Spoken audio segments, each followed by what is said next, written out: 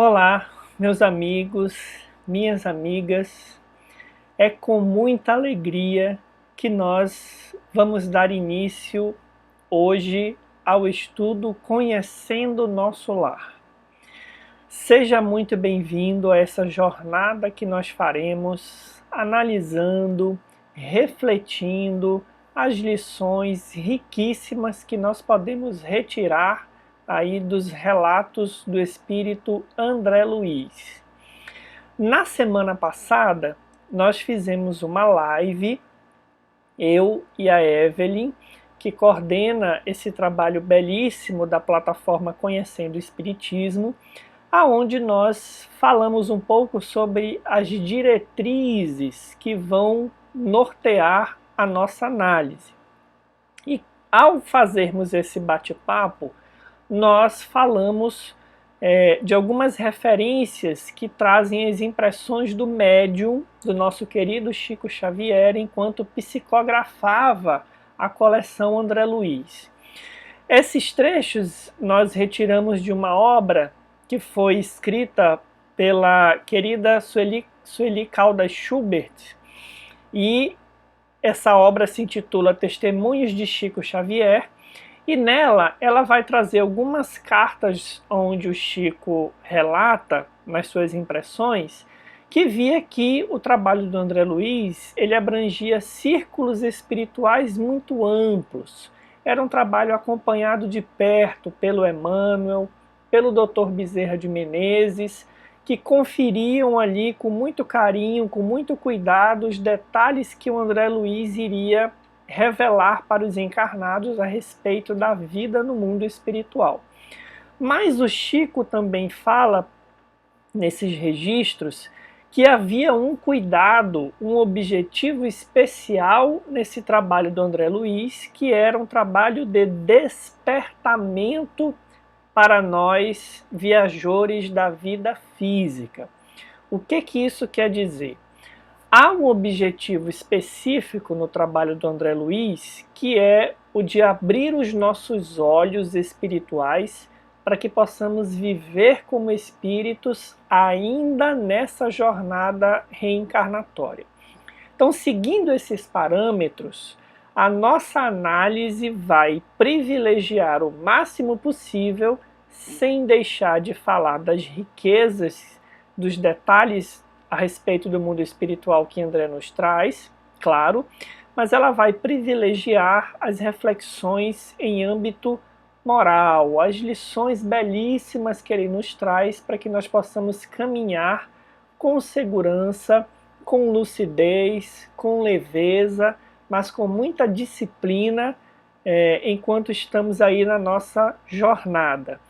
Esse é um ponto que a gente quer trazer antes de iniciar. O segundo é que, para facilitar você que está nos acompanhando identificar a origem das obras que nós trazemos, sempre que você vê no slide um texto em azul, esse texto ele é retirado do capítulo que nós estamos analisando de Nosso Lar, no caso hoje do capítulo 1, nas zonas inferiores. Sempre que você se deparar com um texto em fonte na cor preta, esse texto ele é retirado de obras básicas espíritas ou obras complementares que nós trazemos para fundamentar e para enriquecer a nossa análise. Todas as citações têm a referência embaixo em vermelho para que você possa aprofundar se assim desejar. Então, vamos lá, que estamos todos nós muito ansiosos para dar início às nossas reflexões. Nesse capítulo 1, intitulado Nas Zonas Inferiores, André Luiz vai fazer um relato muito comovente sobre as sensações que teve enquanto esteve nessa região que ele denomina de zonas inferiores. O nome umbral ele só vai aparecer depois na obra, ele não aparece agora no começo. Então, nesse primeiro capítulo, André fala das sensações que tinha, do terror que vivenciou enquanto esteve nessas regiões, né? Das companhias que o cercavam, das lembranças que ele tinha da sua vida na Terra enquanto estava encarnado, e tudo isso é pano de fundo para que a gente possa retirar reflexões preciosas para guiarmos a nossa caminhada, para darmos passos mais firmes enquanto temos o privilégio de estarmos aqui encarnados, ouvindo os relatos de um espírito que passou pela sua experiência e que veio trazer para a gente dicas de como nós podemos caminhar bem para desencarnarmos bem, já que é inevitável, quando a gente lê a obra, não ficarmos impactados com o relato de André e pensarmos para onde será que nós iremos ao desencarnar, e o mais importante, na visão espírita, mais do que para onde iremos, como nós estaremos intimamente. Então é tudo isso que nós vamos analisar a partir de agora. Vamos começar com a primeira frase que André abre o capítulo 1, é uma frase muito importante e que fala muito das sensações que ele tinha. Ele nos diz o seguinte: eu guardava a impressão de haver perdido a ideia de tempo.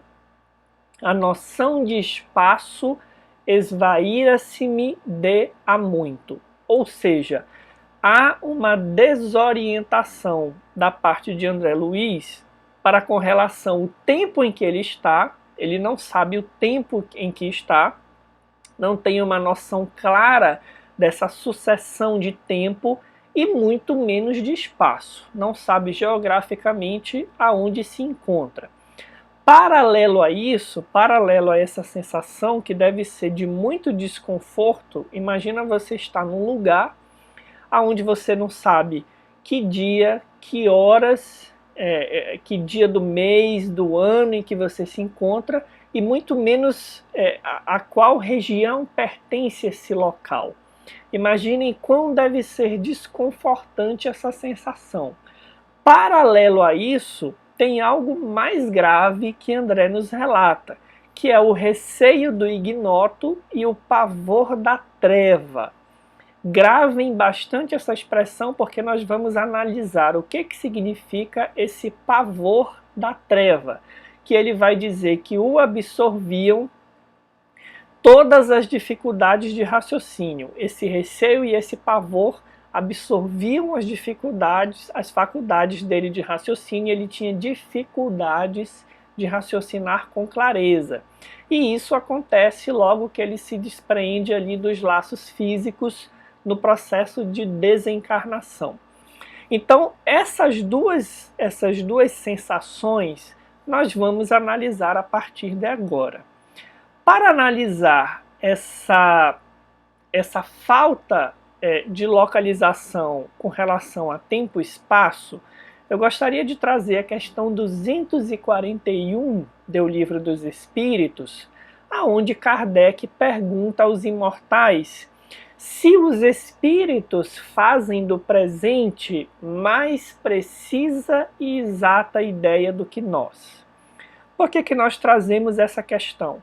Porque está claro que André Luiz, naquele momento, está desprovido de qualquer espécie de lucidez, é um estado de confusão total, em que muitos desencarnados, diariamente, milhares de pessoas desencarnam nessa condição, nessa falta de clareza, nessa falta de lucidez. E aí Kardec pergunta, já ali no lançamento do Livro dos Espíritos, se os espíritos, portanto, fazem uma ideia precisa do presente, do tempo em que estão vivendo, mais do que nós, comparativamente a nós que ainda estamos no corpo. E os espíritos respondem que, do mesmo modo que aquele que vê bem faz mais exata ideia das coisas do que o cego, ou seja, nós encarnados estamos meio que cegos e os espíritos têm uma capacidade de visão maior. Eles veem o que não vemos. Tudo apreciam, pois, diversamente do modo por que o fazeis. E aí um detalhe importantíssimo. Essa clareza, essa lucidez, ela depende da elevação dos espíritos. E nós sabemos que a reencarnação é um palco que nós entramos temporariamente para que nós possamos promover essa elevação espiritual. Isso é uma primeira pista importante para nos fazer entender que a dificuldade de André está profundamente relacionada com a forma como ele viveu. Essa sensação que ele tem, esse terror do desconhecido, da treva, essa falta de localização no tempo e no espaço, elas não são em função de um local para onde André foi levado, tendo em vista uma suposta condenação, e esse local é designado para receber, como se fosse uma espécie de castigo eterno, os espíritos que não viveram aí conforme se espera dentro de uma visão do bem, da virtude. Essa é uma visão da teologia paradigmática que nós ainda temos, né, dessa escatologia de céu e de inferno. O que a doutrina espírita nos ensina é que mais importante do que o local para onde você vai é como você se sente. E como você se sente ao desencarnar está totalmente relacionado com a forma como você conduziu a sua vida. Então, não é assim, a gente vai vivendo, desencarna e na hora da desencarnação para pensar sobre o que vai vir depois. O Espiritismo, ele é muito especial e ele está em perfeita consonância com a proposta de Jesus, exatamente no ponto em que ele nos convida a viver como espíritos enquanto estamos a caminho, enquanto estamos mergulhados no corpo. Ou seja, meus amigos, nós podemos, ao estarmos ainda na carne, adquirirmos uma lucidez para olharmos o presente com tudo aquilo que ele nos oferece, com as oportunidades, com os desafios, com as, entre aspas, facilidades que nós já merecemos ou que nós precisamos para trabalhar alguns âmbitos. Então, o encarnado, de forma geral, ele caminha muito sonolentamente. Ele não identifica as oportunidades, ele busca por facilidades e, nesse processo, ele vê o presente de forma muito distorcida. Ou se prende no passado, e os espíritos nos dizem que o passado, quando com ele nos ocupamos, é presente, ou vivemos em função de um futuro que não é certo, que não sabemos se vai acontecer. Então, quanto maior o grau de elevação do espírito, mais lúcido ele está para com relação ao presente. Quanto menor o grau de elevação, mais confuso ele vive.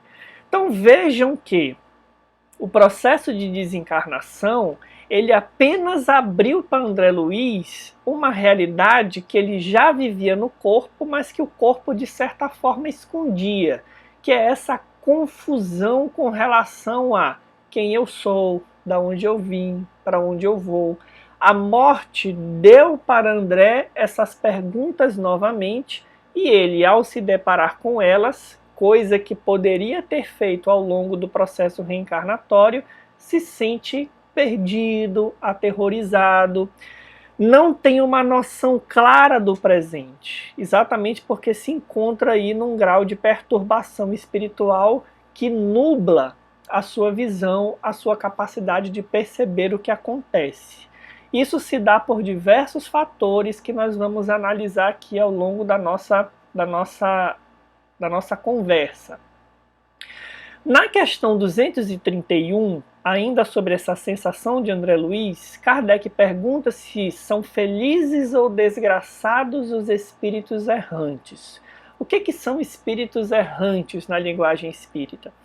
São os espíritos que, ainda não alcançando um grau evolutivo onde não precisam mais reencarnar, entre o mergulho no corpo, entre as reencarnações que vão se suceder, ele fica esse tempo, essa estadia no mundo espiritual.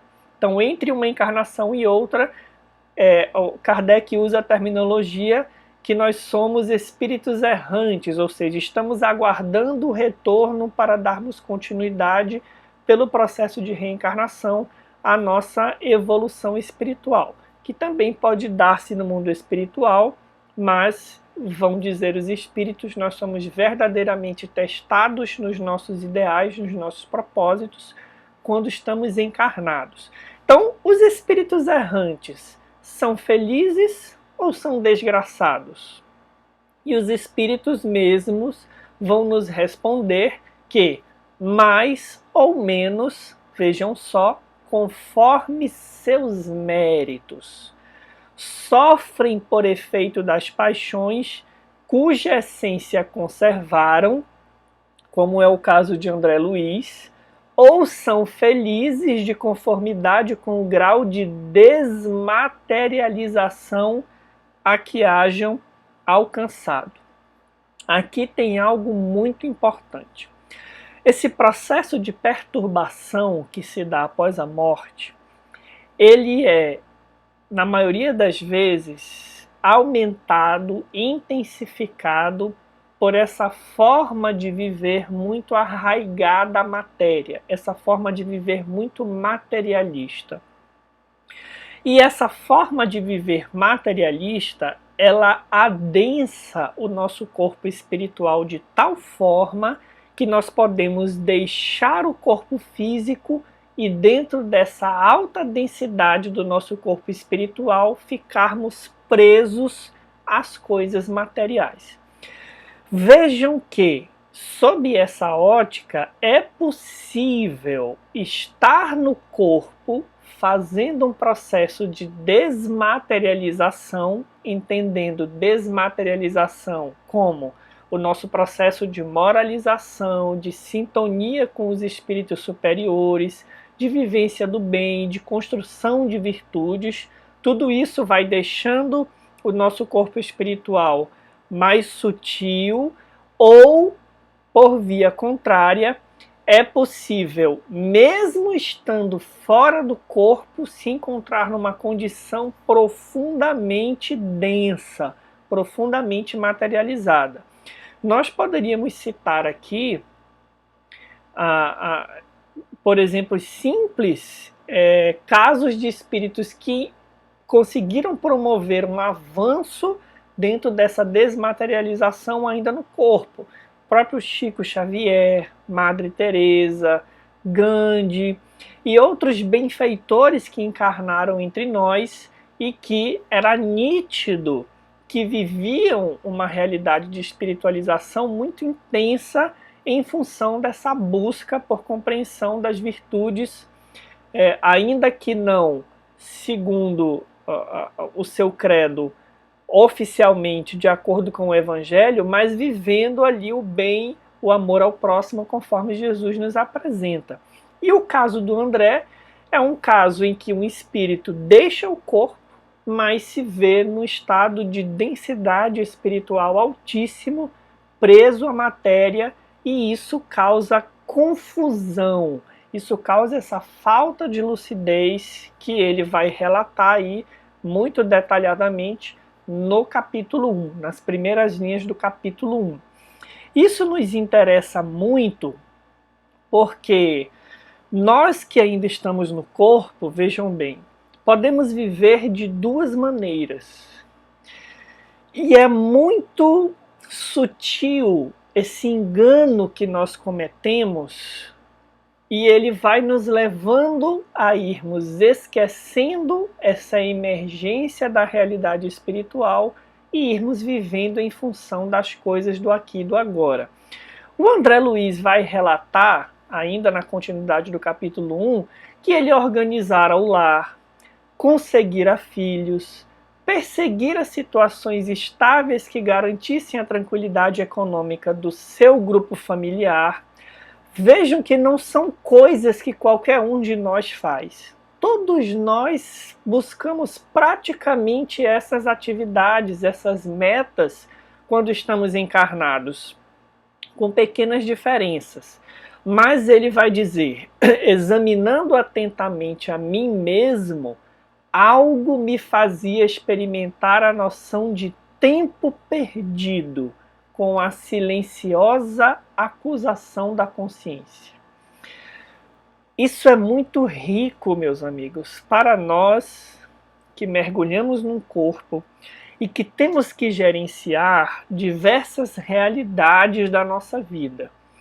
O Espiritismo ele é muito sábio porque ele não nos convida a descolarmos-nos do mundo sob o pretexto de nos espiritualizarmos. Ao contrário, são nas realidades da vida, de emprego, de família, de trânsito, de filhos, de contas, que nós vamos conseguindo exercitar virtudes, e o Espiritismo nos convida a estar nessa realidade sem nos prendermos a ela, sem nos chumbarmos às demandas e nos distrairmos com relação àquilo que precisamos fazer. Então nós temos aqui o relato de um homem comum que teve família, que teve uma profissão, que buscou a estabilidade, mas que apesar de ter uma vida cheia do ponto de vista da sua agenda no corpo físico, desencarnou com a sensação de que havia perdido tempo, com a acusação da consciência.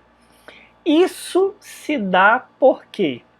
É isso que nós vamos entender quando nós vamos estudar o relato de vários outros espíritos, como nós vamos trazer em seguida aqui, mas nós já temos condições de perceber a partir tanto do relato do André, quanto dos trechos que nós estamos trazendo, que essa confusão espiritual que nós vivemos quando desencarnamos, ela se dá efetivamente em função daquilo que nós valorizamos, daquilo que nós alimentamos enquanto estamos nessa viagem reencarnatória. Há muita curiosidade sobre o umbral, sobre o nosso lar, e perguntam alguns companheiros o que nós precisamos fazer para ir para um ou para outro. E o que nós estamos vendo aqui, segundo o relato do André, estudado à luz das perguntas do Livro dos Espíritos, é que a lucidez que nós procuramos, ela está muito ligada àquilo que nós priorizamos. É possível viver e caminhar como espírito ainda nesta vida, promovendo um processo de desmaterialização, no sentido de tornar menos denso o nosso corpo espiritual, e assim, quando há o processo de desencarnação, é apenas um desenlace.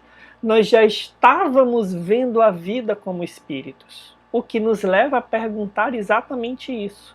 Eu estou vivendo a vida como espírito, ou se desencarnasse hoje, estaria num estado de perturbação tão grande que provavelmente iria, por uma questão de afinidade, para uma região como essa em que André Luiz se encontra. Vejam que não é castigo. Isso é outro ponto que nós podemos tirar daqui. Não é castigo, não há um julgamento em que espíritos são mandados para nosso lar ou para umbral. Há um processo de afinidade que se dá na construção daquilo que nós alimentamos ao longo da nossa jornada e que a desencarnação revela para nós, agora com toda a força, a nossa própria biografia, que vai dizer Emmanuel em uma mensagem que é escrita a partir de como nós nos relacionamos com os outros. É como se nós pudéssemos, perguntando aos outros quem somos nós, termos um retrato do que fizemos ao longo da nossa jornada. Então, esse é o ponto mais importante. Não é saber se vamos para umbral ou nosso lar, Umbral e nosso lar são consequências de como nós estamos vivendo aqui e agora. E podemos viver lúcidos, alertas do ponto de vista espiritual, promovendo a construção das nossas virtudes e, portanto, nos tornando menos densos, o que vai nos levar para uma região que, por afinidade, tem espíritos que buscaram a mesma coisa.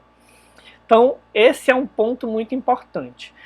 A respeito das trevas, que André Luiz faz referência lá no primeiro slide que nós trouxemos, eu gostaria de dividir com vocês um relato muito similar que se encontra lá no Céu e no Inferno, na segunda parte, aonde Kardec vai trazer para a gente um relato de um espírito chamado Claire. A Claire é questionada se existe ou não essa região de trevas que nós vemos aí relatadas, né, na tradição religiosa, se isso existe de fato ou não. E ela responde assim: eis-me aqui, também eu posso responder à pergunta relativa às trevas, pois vaguei e sofri por muito tempo nesses limbos onde tudo é soluço e misérias. Sim, existem as trevas visíveis de que fala a Escritura, e os desgraçados que deixam a vida ignorantes ou culpados, depois das provações terrenas, são impelidos à fria região, inconscientes de si mesmos e do seu destino, como o André se encontrava, conforme a gente viu. Acreditando na perenidade dessa situação, a sua linguagem é ainda a da vida que os seduziu, e admiram-se e espantam-se da profunda solidão. Trevas são, pois, esses lugares povoados e ao mesmo tempo desertos, espaços em que erram pálidos espíritos lastimosos, sem consolo, sem afeições, sem socorro de espécie alguma. Claro, sem socorro dentro da percepção que eles têm de que aquilo vai durar pela eternidade, porque nós sabemos que, pela misericórdia divina, para todos chega a hora do recomeço. Todos são resgatados e têm oportunidade de recomeçar. A quem se dirigem? Se sentem a eternidade esmagadora sobre eles. Tremem e lamentam os interesses mesquinhos que lhes mediam as horas. Vejam só quão próximo isso está do relato de André, quando afirma que buscou os interesses das facilidades humanas, do conforto, mas pensando apenas em si e nos seus. E aí é natural que quem não angariou amigos na vida, nesta vida encarnada e na outra, no mundo espiritual, sinta-se sozinho, como consequência daquilo que construiu para si mesmo. Deploram a ausência das noites que muitas vezes lhes traziam num sonho feliz o esquecimento dos pesares. As trevas para o espírito são a ignorância, o vácuo, o horror ao desconhecido. E aí, no estado de sofrimento, ela afirma que não pode continuar.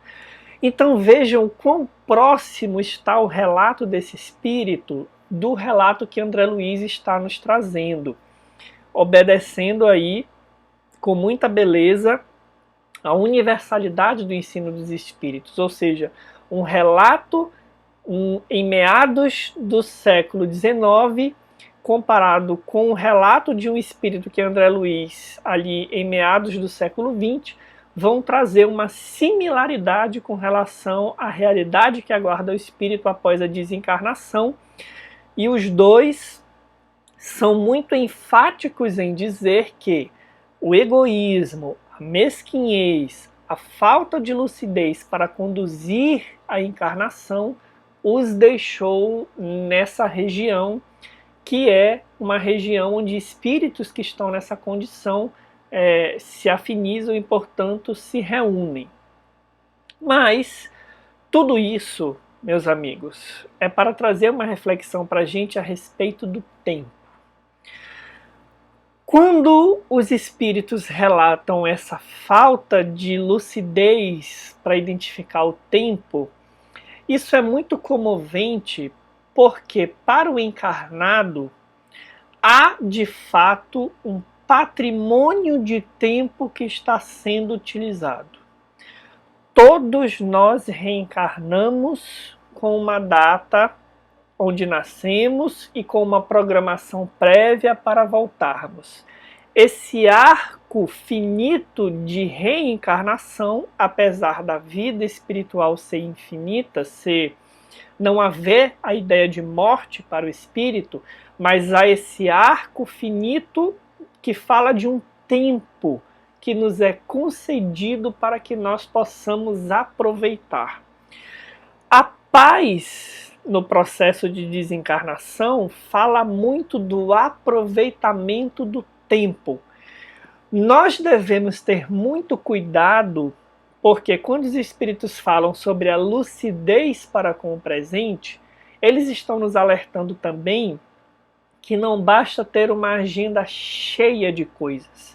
Aliás, geralmente nós nos enchemos com afazeres, porque precisamos ter muitas coisas, comprar muitas coisas, atender a padrões de vida, e nesse processo vamos dormindo, acordando, trabalhando, vivendo em família, e o processo de olhar para dentro vai ficando para depois.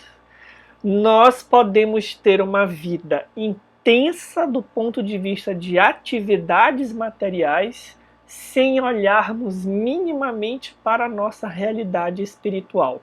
E é isso que o Emmanuel vai nos falar aqui na mensagem que nós trouxemos para esse diálogo, que se encontra lá no livro Caminho, Verdade e Vida, no capítulo intitulado O Tempo.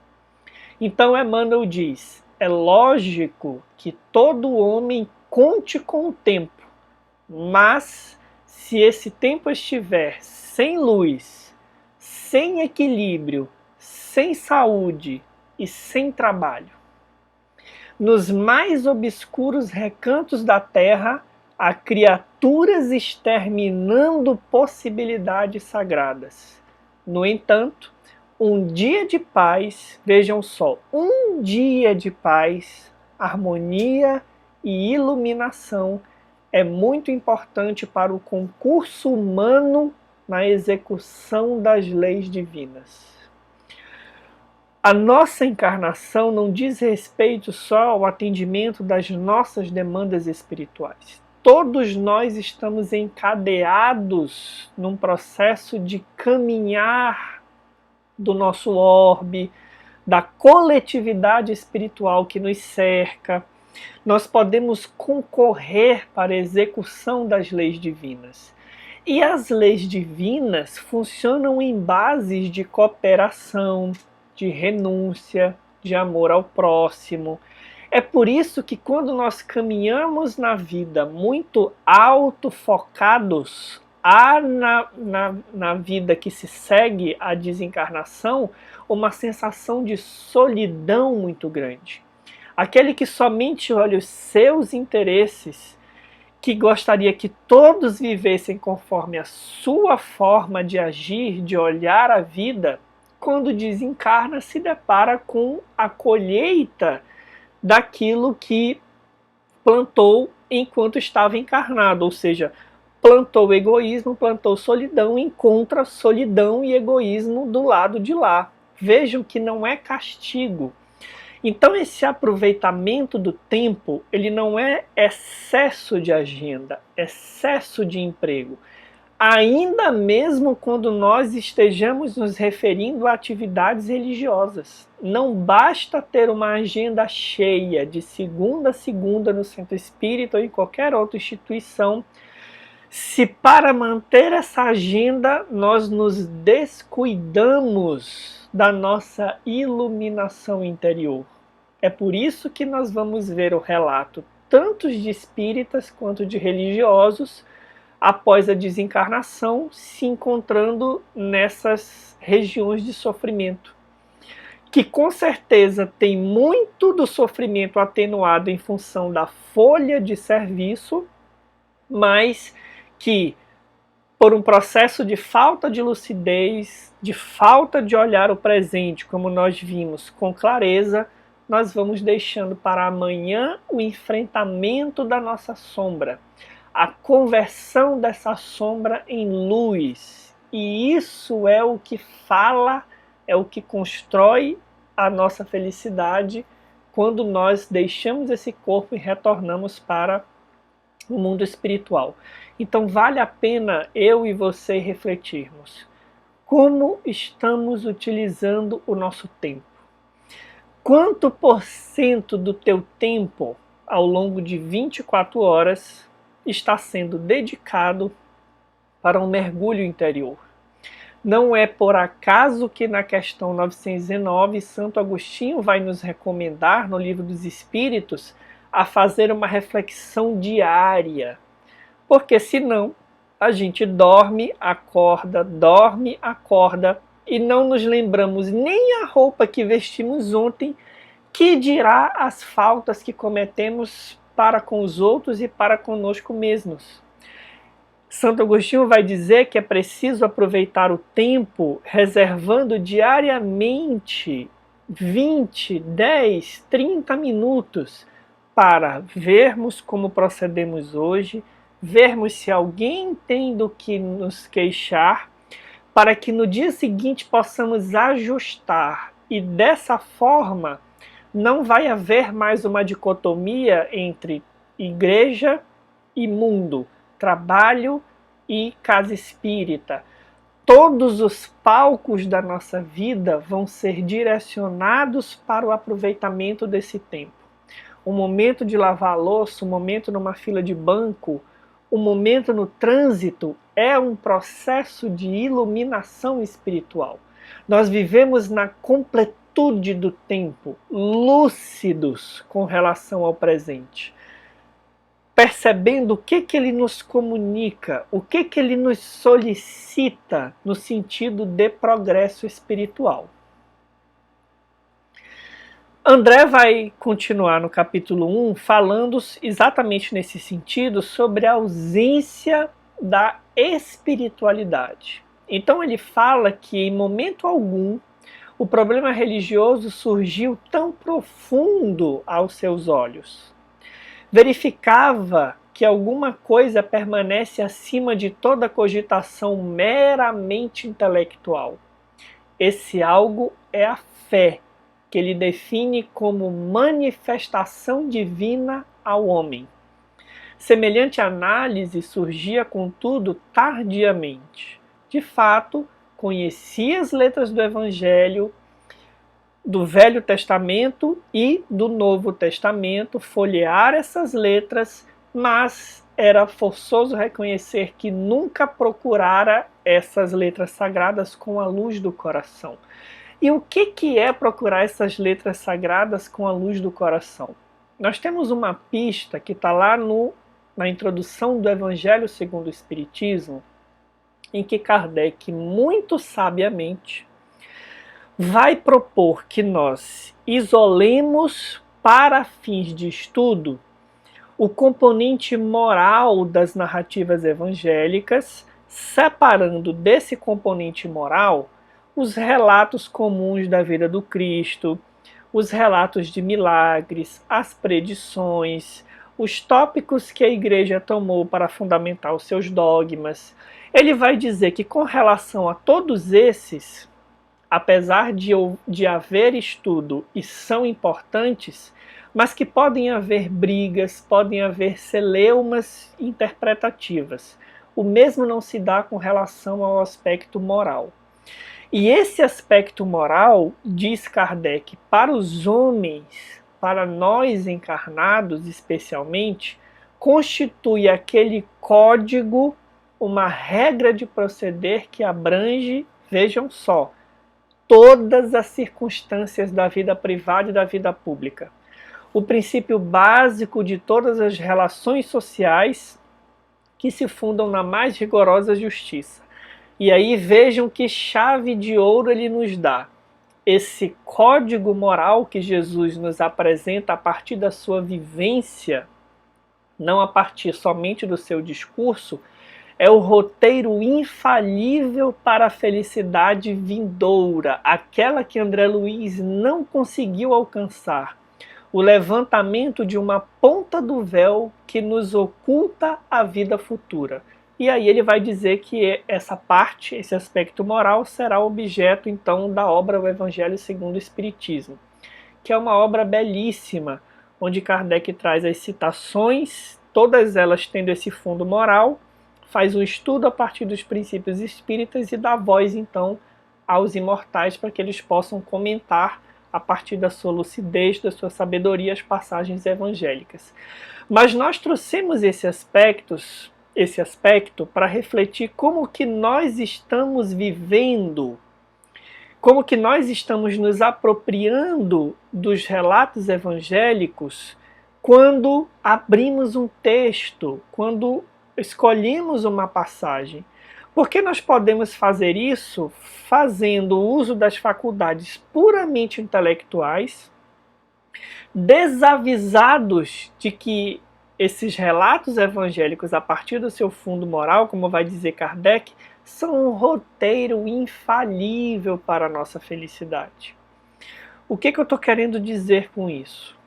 Todos os nossos dramas matrimoniais ou conjugais, parentais, profissionais, dos nossos círculos de amizade, dos dramas de saúde que nós vivemos, as preocupações que cercam a nossa vida, tudo isso tem resposta muito bem construída e embasada nas falas de Jesus. Mas é preciso procurar essa informação não somente com o intelecto, é preciso procurar com o coração. É preciso aceitar essas informações como paradigmas, como formas de caminhar. Alcione vai dizer, lá na obra Renúncia, que é de autoria do Espírito Emmanuel, que o Evangelho ele é uma fonte de consolo sem dúvida, mas ele é um roteiro de trabalho.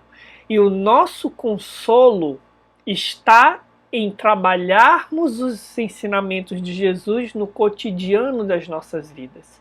Então vejam que o André não era ateu, não era materialista. André lia corriqueiramente, frequentava alguma igreja, mas não mergulhou com o coração nesses ensinamentos. E o Espiritismo tem um manancial belíssimo de mensagens, de reflexões, que nos trazem essa exegese do texto evangélico, focalizando no âmbito moral. Talvez as nossas angústias, meus amigos, não são por falta de conhecimento do texto evangélico. Talvez as nossas angústias, diante do conhecimento que nós temos, elas estão falando que nós estamos abordando a obra de uma forma ainda superficial. É preciso o consentimento da razão, como vão dizer os espíritos também no Evangelho segundo o Espiritismo, mas é preciso o consentimento do coração.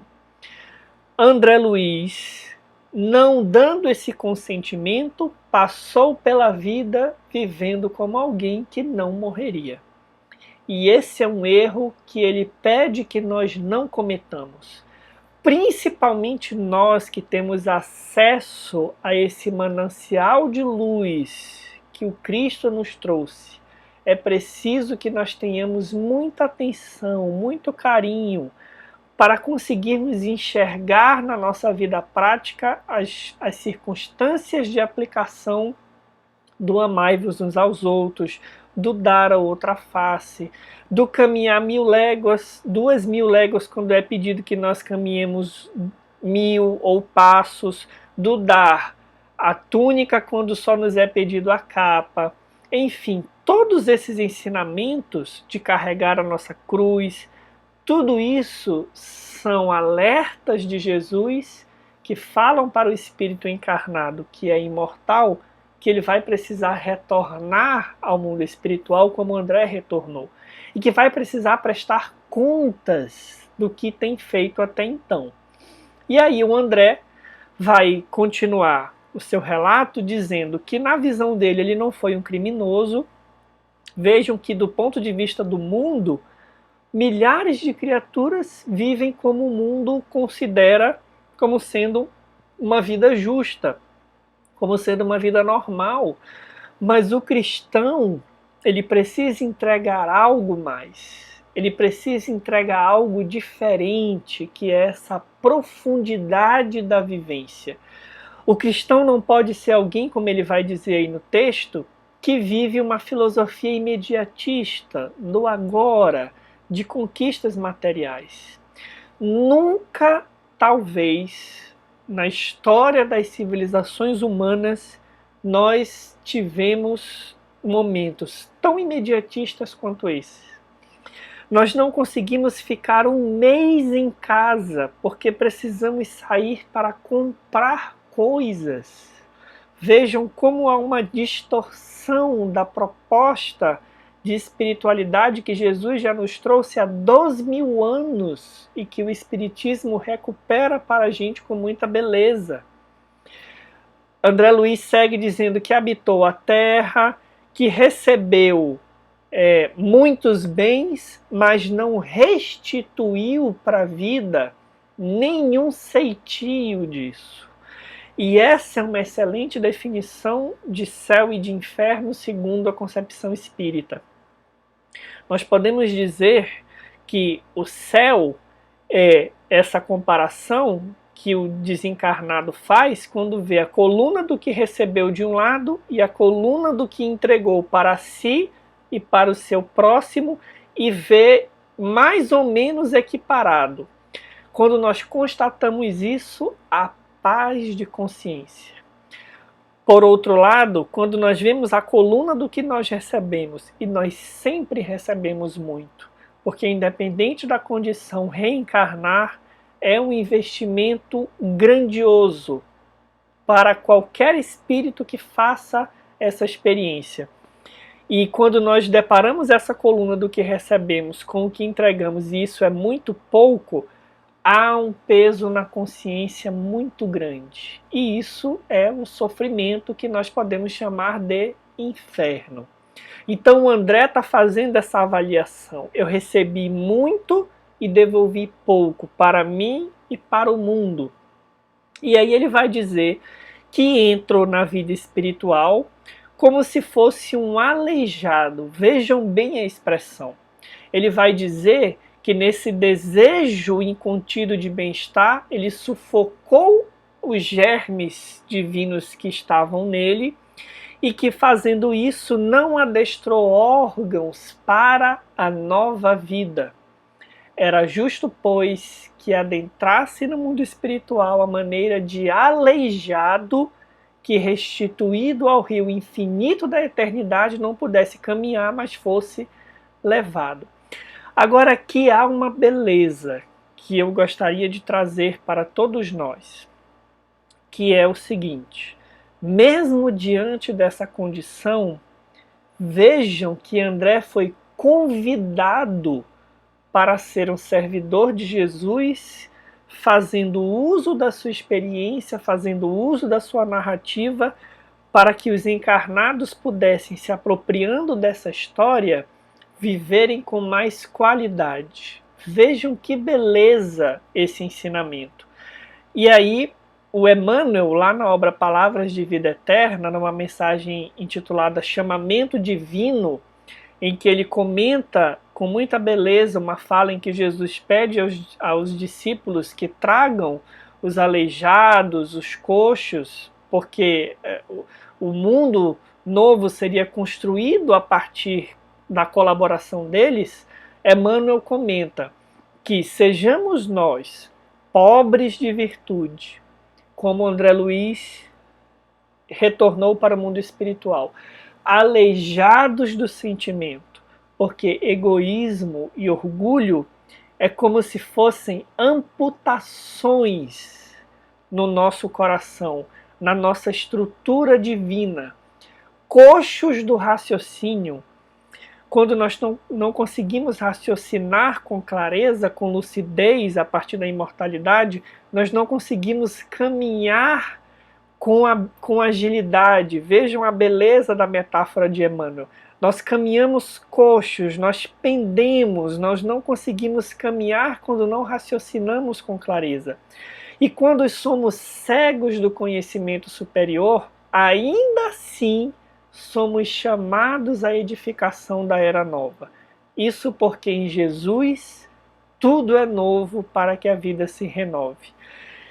E o convite a partir desse primeiro capítulo do Nosso Lar é exatamente esse. Nós precisamos renovar a nossa forma de ver. Precisamos entender que ainda que estejamos pobres de virtude, aleijados do sentimento, coxos do raciocínio e cegos de conhecimento superior, em que pese o patrimônio espírita, nós somos convocados a um processo de renovação e colaboração na obra divina, assim como André Luiz foi. Porque é a partir da nossa experiência que nós iluminamos aqueles que dividem a caminhada conosco. É a partir da nossa experiência que nós iluminamos o nosso próprio coração, aprendendo a caminhar com mais segurança dentro do que o Evangelho nos oferece. E por fim, um apelo comovente de André Luiz, encerrando o nosso estudo do capítulo 1 e o próprio capítulo, aonde ele nos exorta: ó amigos da terra, quantos de vós podereis evitar o caminho da amargura, como André, com o preparo dos campos interiores do coração? Acendei vossas luzes antes de atravessar a grande sombra.